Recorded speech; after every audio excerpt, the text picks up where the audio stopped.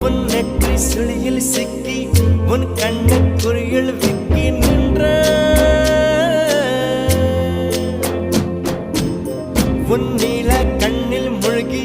உன் காது பிரிவில் தங்கி முச்சிழந்தேன் அனுபே